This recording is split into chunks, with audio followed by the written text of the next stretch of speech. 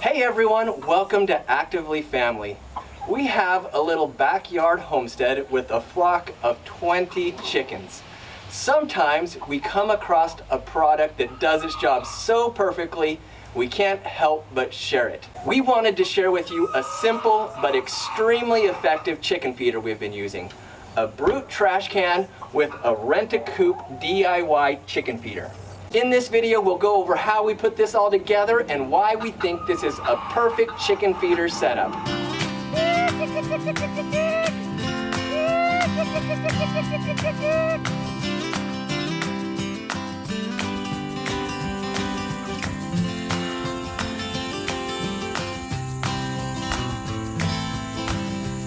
To start off, let me explain why we think this is a perfect chicken feeder setup. And to be clear, this video is not sponsored by Rubbermaid or Rent-A-Coop. The first reason why we like this chicken feeder setup is it is super convenient. This setup allows you to store all of your feed in the feeder itself. Then, as the chickens eat the feed from the bottom and you replenish it from the top, it recycles itself. Because so much feed fits in the feeder, and because it recycles itself, it makes it super convenient. You can fill it up and forget it. We can literally go a couple months without needing to refill our chicken feeder. It also makes it really easy when we want to head out of town for vacation, because we don't have to worry about whether the chickens are gonna have enough food when we're gone. The second reason we love this feeder is because it is clean and it avoids waste. With other types of feeders that we've had, the chickens would step into their food, poop in it, get it all dirty. This wastes a ton of food and it is not the healthiest thing for the chickens. Because the chickens have to stick their head into the little feeder port and they can't scratch the chicken out, it is basically eliminated waste of chicken feed.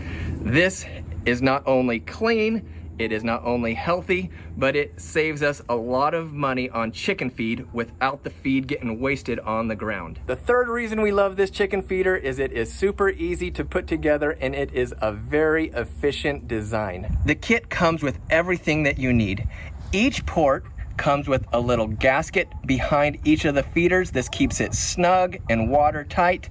It has a little rain hood, again, to help keep the water out. Another thing that I like about this feeder is it has holes and screws where you can securely screw this in nice and snug. And an important thing is that the feeder is suspended in the air. It is important that the feeder be suspended in the air so that the feed can fill in underneath it and so that that feed can constantly be recycled. Now you could try to mimic this setup on your own with a PVC pipe with a 90-degree angle in it, but I thought that this was a better value for your money. Again, with this setup, you're able to have it suspended in the air. You don't have to worry about trying to cut the PVC pipe. And also, it's nice having the gasket and the rain hood. When I worked it all out, I thought that this was a more efficient design and a better value for my money. The final reason we love this setup is because it is sturdy and flexible.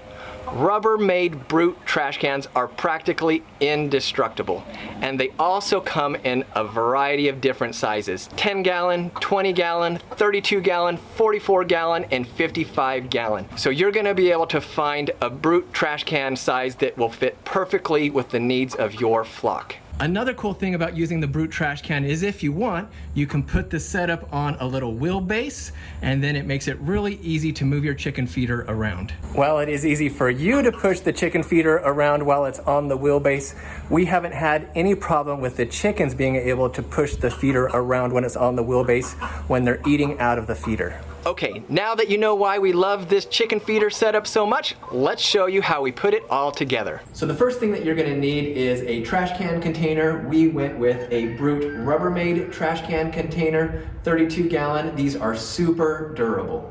Next, measure 5 inches from the bottom of the container and put a little dot and that is where you're gonna drill a little pilot hole. We are gonna be putting in 6 openings on this container, so we're gonna get our holes measured and in place all the way around this container. For this setup, we are gonna be using 6 feeding ports. This container is roughly 60 inches in circumference, so we want each of these feeding ports to be equidistant from one another, so we are going to be putting them roughly 10 inches apart. For this container, it has a rib like this on each side, so we'll be putting one right here in the middle, and then we will be measuring 4.5 inches from each side, and if we do that, it'll make all 6 of these feeding ports roughly equidistant all the way around the container. After you have all of your holes marked, then you're gonna want to drill a little pilot hole in each of your little dots.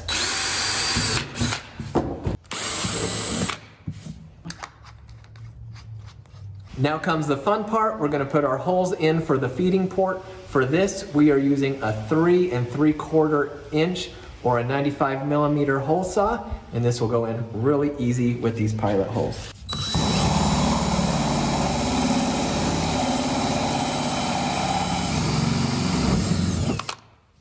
If you don't have a hole saw of the right size, another way to do this is just to put the gasket right where you want the hole to be, and then you can trace the inside circle of the gasket, and then you can use either a jigsaw or a utility knife to cut out the hole. But since we have the hole cutter, we're gonna use that because it makes it super easy.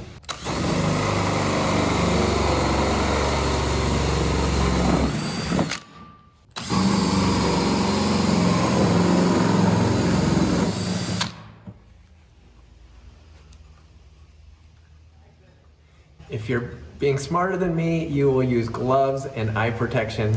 So be smarter than me and use gloves and eye protection.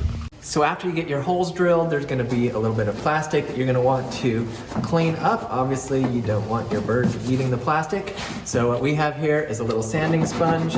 After we cleaned it off with our fingers, we'll just come around real quick with this sanding sponge and get all of that plastic off.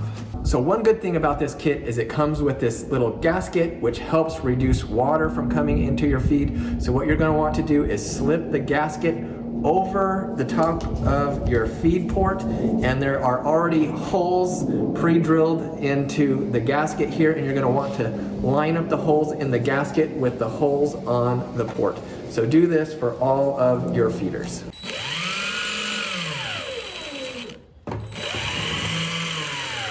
Okay, with your gasket on and your 3 3/4 inch hole all ready, it is super easy just to slip your feeder on.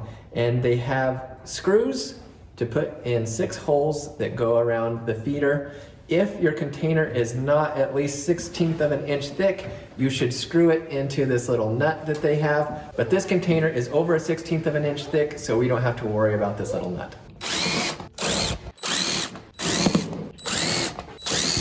So because the trash can is round and the feeder is flat, it is not gonna fit flush when you set it on the trash can.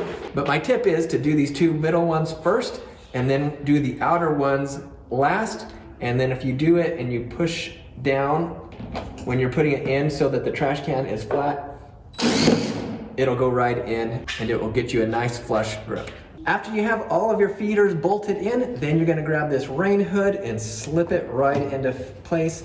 It is a little bit snug, but just work it in and it will fit in there perfectly, and it will keep rain from going on the feed inside your feeder.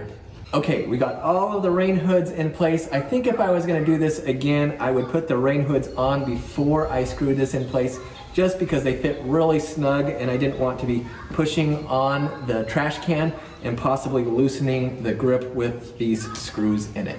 It was super easy to install our Rent-A-Coop DIY feeder with our Brute Trash Can. Okay, now we want to share a few tips for using this chicken feeder setup. The first tip is because this is using a bigger size trash can, the chickens are not going to be able to reach the feed that is in the center of the trash can. So our tip here is to put a bowl or a pylon in the center of the trash can.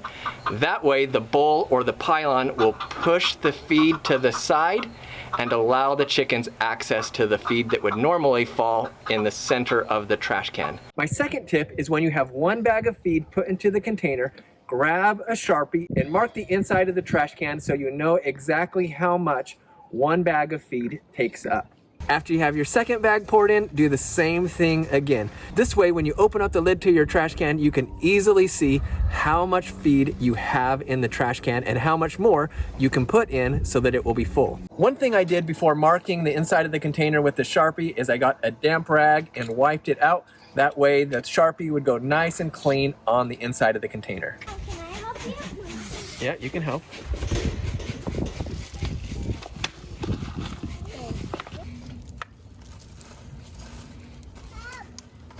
My last tip to help train your chickens to eat from this container is put it in the place that they normally eat their food from. And then the next thing you're going to want to do is fill the chicken feeder tube all the way up to the brim. That way the chickens can easily see that this is a place where there is lots of yummy food.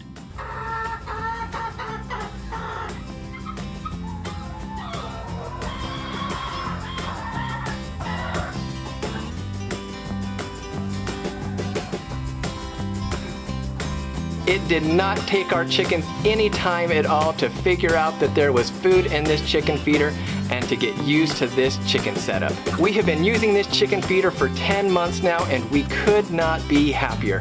In our opinion, it is the perfect chicken feeder setup. Well, we hope this video was helpful. Thanks so much for watching. Bye.